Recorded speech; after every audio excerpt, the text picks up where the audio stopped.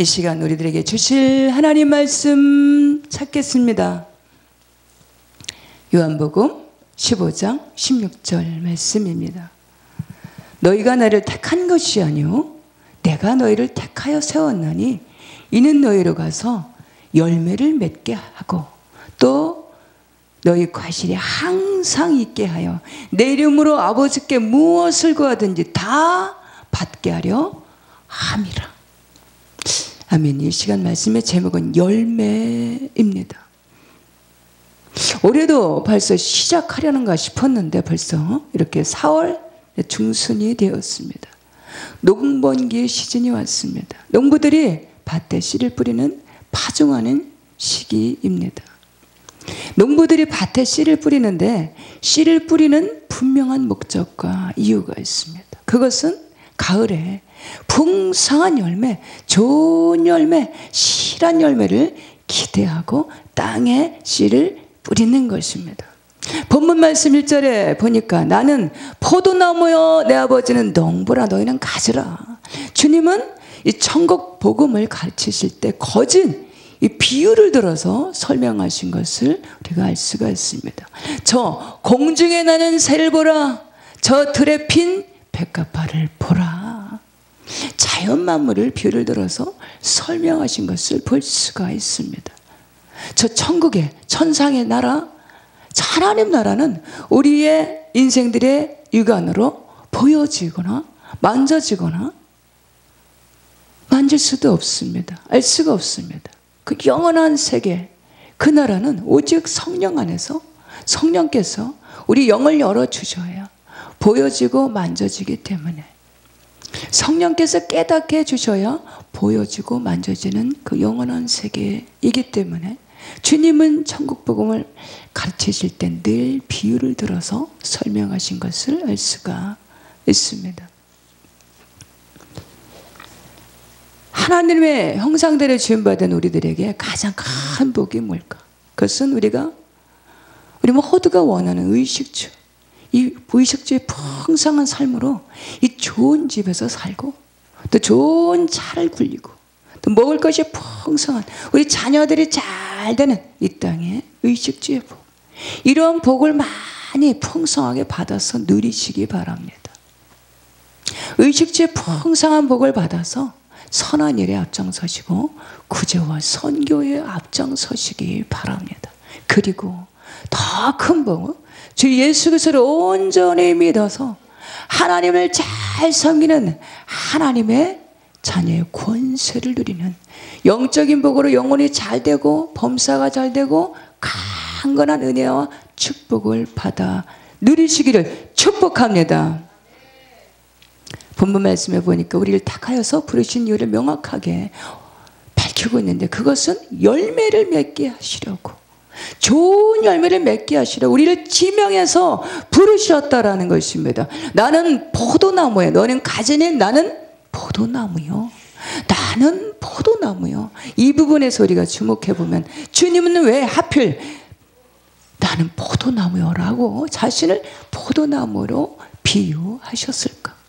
이런저런 멋진 나무들도 많은데 사시사철 푸른 소나무도 있고 고든 멋진 대나무도 있고 이런저런 여러 많은 나무들, 많은 또 아름다운 과목들도 많은데 왜 하필이면 나는 포도나무요 라고 이 포도나무의 비유를 하셨을까?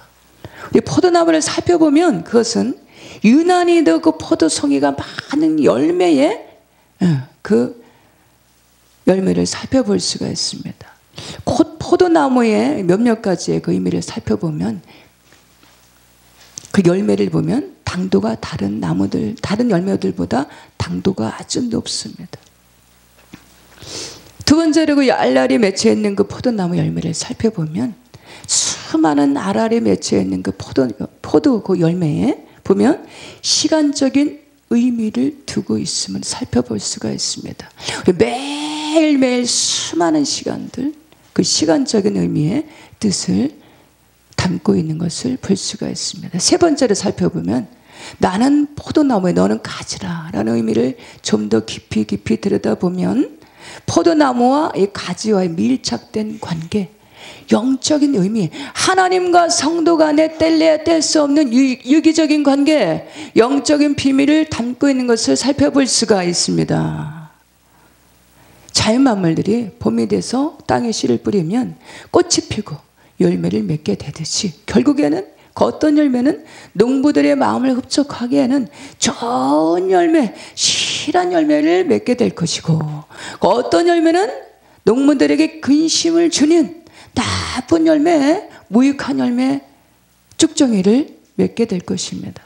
이 세상 이치도 되어지는 모든 것들은 다 성경의 원리에서 비롯된 것처럼 우리가 살아가는 이 세상도, 우리의 삶도 어떤 것도 선한 것을 심으면 선을 거두고, 어떤 것에 악을 심게 되면 악을 거두고, 어떤 것에는 우리가 무의식 중에 친절을 심게 되면 친절을 거두고, 어떤 것은 겸손을 거두고 그 겸손의 열매를 거두고, 높은 마음을 품고 육체의 소욕을 따라서 심게 되면 육체의 소욕으로 무화과처럼 열매가 없는 쭉정이를 거두게 될 것입니다.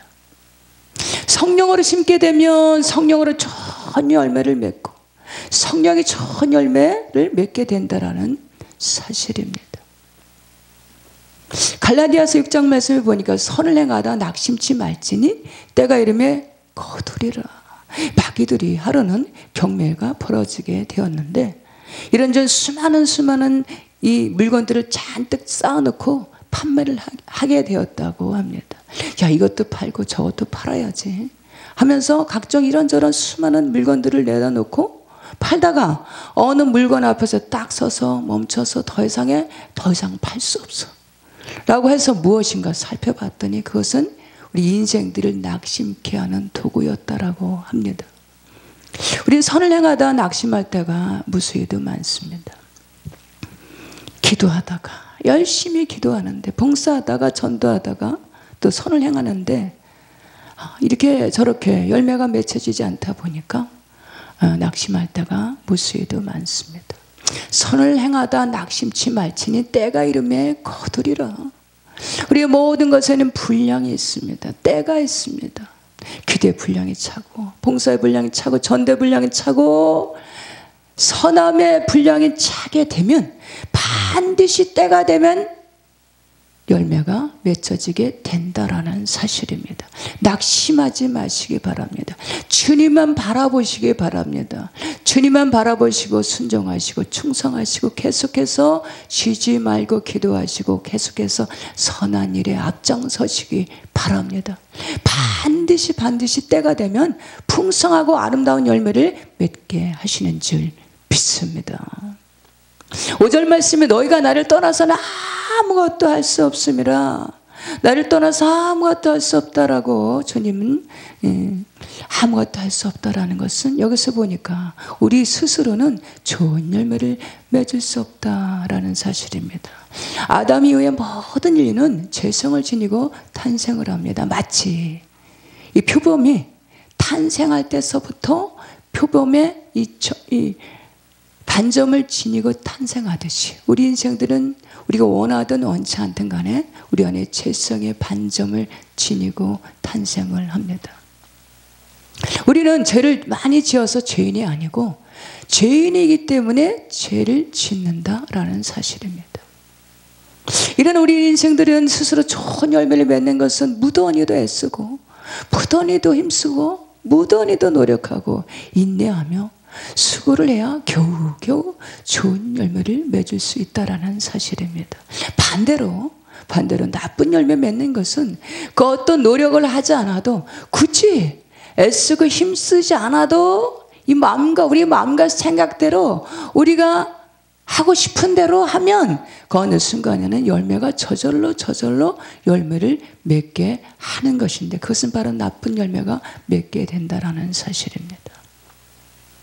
이렇게 우리 힘으로는 좋은 열매를 맺을 수 없음을 너무도 잘 아신 하나님께서 사도행전 2장 말씀에 성령을 보내주셔서 우리 안에 내주해 주심으로 인해서 좋은 열매를 맺어가게 하시는 줄 믿습니다.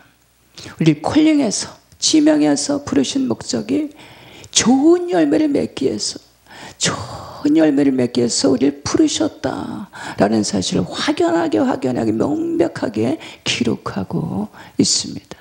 근데 우리가 이게 좋은 열매를 맺기 원하시는데 또 자세하게 상세하게 살펴보니까 항상 좋은 열매를 맺기를 원하신다라는 것입니다. 항상의 열매가 있게 하여, 항상 열매가 있게 하여 아버지께 아버지의 이름으로 무엇을 구하든지 다 받게 하려 함이라. 여기서 항상의 의미는 우리들의 어떤 열매를 우리가 맺고 있는지 늘 주목하고, 항상 주목하고 계신다라는 의미를 담고 있습니다. 우리가 항상 좋은 열매를 맺기 위해서 애쓰고 힘쓰고 구할 때 주님은 아버지의 이름으로 구하는 모든 것을 다 받게 하려 함이라. 우리가 항상 좋은 열매를 맺기 위해서 애쓰고 힘쓰는 우리 중심을 보시고 주님은 신속한 기도의 응답으로 역사하신다라는 사실입니다. 5절 말씀에 사람이 내 안에 거하지 아니하면 가지처럼 밖에 버려져 마르나니 사람들이 모아다가 그것을 불에 던져 사르느니라. 성경에서의 불은 두 가지 의미로 살펴볼 수가 있습니다. 먼저 첫 번째 불은 성령의 불을 의미합니다. 이 불이 붙었으면 무엇을 더 원하겠느냐. 오직 성령 충만케 하심으로, 성령의 불로 충만케 하심으로 말씀의 불, 기도의 불, 전도의 불, 봉사의 불로 충만하시기를 축복합니다. 본문에서의 불의 의미는 안타깝게도 지옥에서의 불을 의미합니다.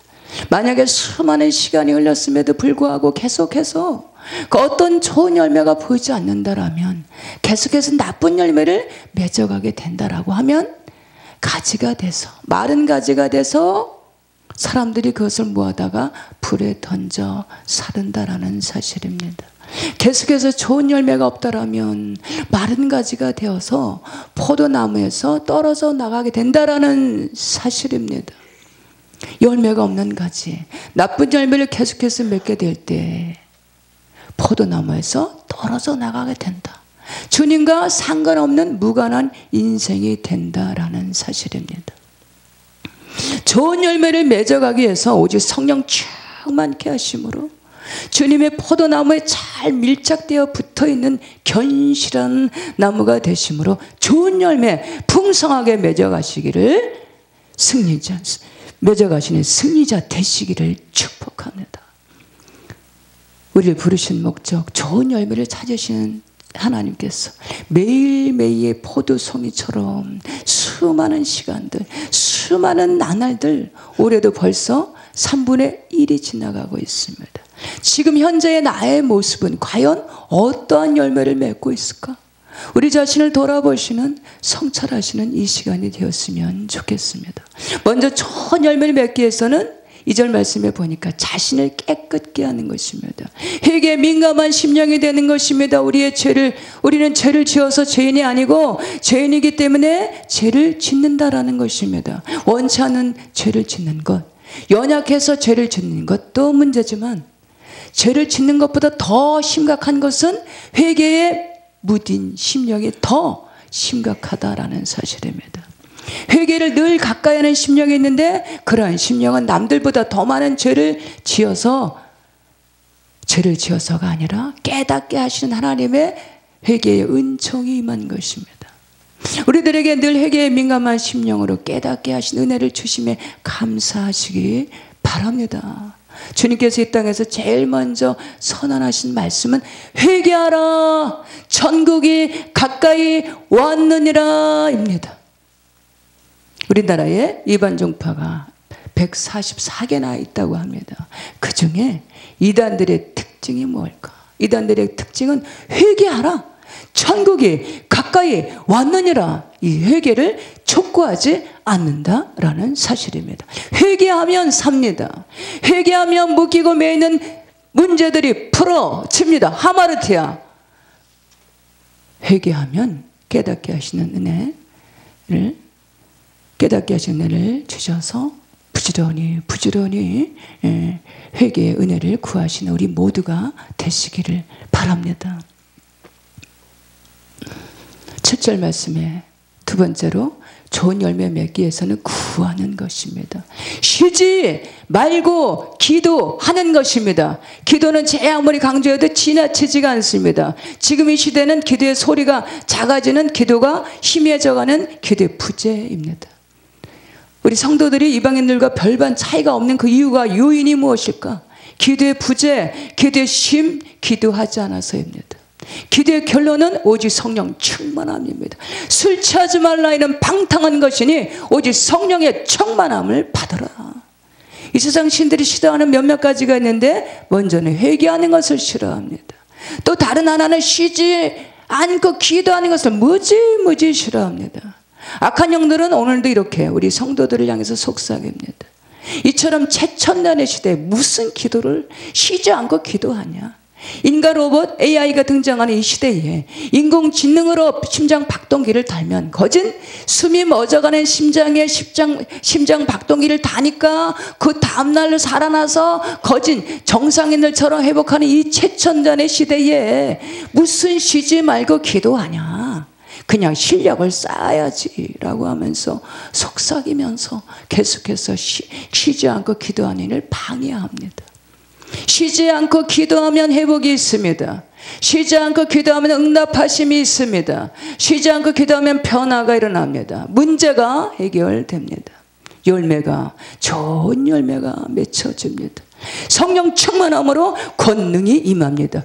이 세상 험하고 나 비록 약하나 늘 기도 힘쓰면 큰 권능 얻겠네. 오직 성령이 너에게 임하시면 너에게 권능을 받고 온 유대와 예루살렘과 사마리아 땅끝까지 이르러 내 증인이 되리라. 마지막으로 좋은 열매 맺는 것은 12절 말씀에 주님의 사랑 안에 거하는 것입니다. 주님 사랑 안에 거하는 것은 하나님의 말씀 계명을, 말씀을 지키는 것입니다. 말씀에 늘 가까이 하는 것입니다. 하나님의 말씀을 주야로 즐거워하면서 묵상하는 것입니다. 나를 사랑하면 계명들을 지키지만 나를 사랑하지 않는다면 계명을 지키지 않을 것이다. 주님을 말씀하십니다. 우리도 그 누군가 관심을 갖게 되면, 누군가를 사랑하게 된다면 그 말에 경청하게 될 것입니다. 그 말에 귀를 기울이게 될 것입니다. 그 상대에게 가까이 점점 더 가까이 가게 될 것입니다. 그 사랑 안에 거하기를 소망하게 될 것입니다. 좋은 열매 맺는 것은 서로 사랑하는 것입니다. 서로 사랑하는 것은 상대를 나보다 낮게 여기는 것입니다. 자신을 낮추는 것입니다. 상대를 존중하는 것입니다. 갈라디아서 5장 말씀에 내가 이르노니 너희는 성령을 따라 행하라. 그리하면 육체의 욕심을 이루지 아니하리라. 육체의 소욕은 성령을 거스리고 성령은 육체를 거스리나니 이들이 서로 대적함으로 너희가 원하는 것을 하지 못하게 하려 함이라.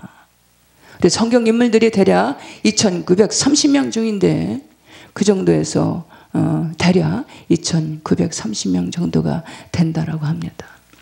이 수많은 등장인물 중에서 성령을 쫓아 살다간 인물들, 육체의 소욕을 쫓아서 살다간 인물들을 이 두 종류, 두 부를 살펴보면 그 대표적인 인물은 구약에 등장했던 이스라엘의 초대왕이었던 사울을 들어서 살펴볼 수가 있을 것 같습니다.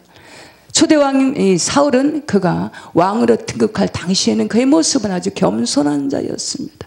자신을 낮출 줄 아는 지혜로운 심령이었습니다. 하나님을 두려워하는, 하나님을 경외하는 심령이었습니다. 사울의 초기의 신앙은 하나님을 경외하고 두려워하는 심령의 그런 성령의 사람이었습니다. 겸손한 사람이었습니다. 그러나 어느 순간에 그 마음과 생각이 높아져 버려서 육체의 소욕을 쫓아서 육신의 안목의 정욕, 이생의 자랑 계속해서 추구하면서 그토록 충성스러운 사이 다윗을 향해서 시기하고 계속해서 욕심, 탐심, 탐욕으로 세상의 욕심에 매이다 보니까 그 어느 순간에 하나님의 말씀에서 벗어나게 되고 선지자들에게 묻는 것이 아니라 신접한 자에게 물으러 가는 육체 소유에 메어버리는 실패의 인생이 된 것을 살펴볼 수가 있습니다. 반대로 성령을 쫓아 살아갔던 다윗의 삶을 살펴보면 그는 우리아의 아내를 범한 일 외에는 흠잡을 데가 없는